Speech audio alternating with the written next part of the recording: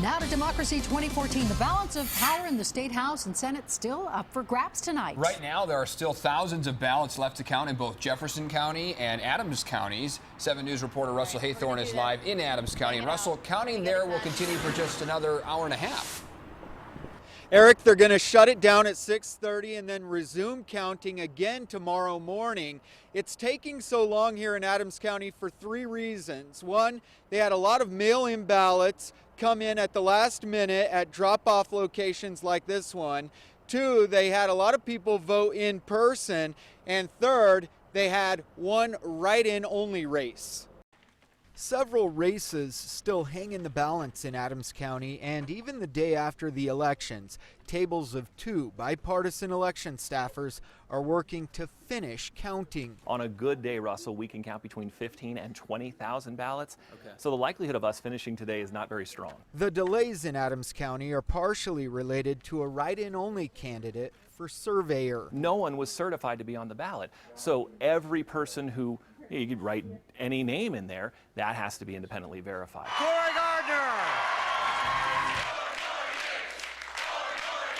Both parties scored huge wins last night in Colorado, but it's a handful of state races that remain so tight, it's still unclear who will control each chamber. These House races and Senate races, the local races, if you will, are still way too close to call in many instances. The majority is powerful in each chamber. What they like gets done, and what they don't like doesn't get done.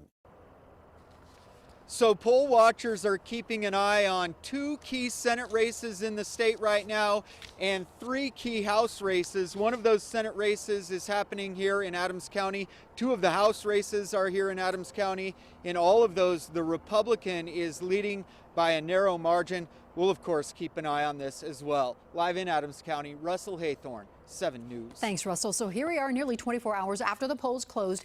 Bob Beauprez conceding the governor's race. Within the last 2 hours, we received a letter he sent to his supporters thanking them for their support and congratulating Governor Hickenlooper. Beauprez was leading that very tight race well into the night, as you know, until Hickenlooper pulled away when the ballot counting wrapped up this morning. And John Hickenlooper addressing a crowd today for his victory speech, thanking all of his supporters and promising action in the next 4 years.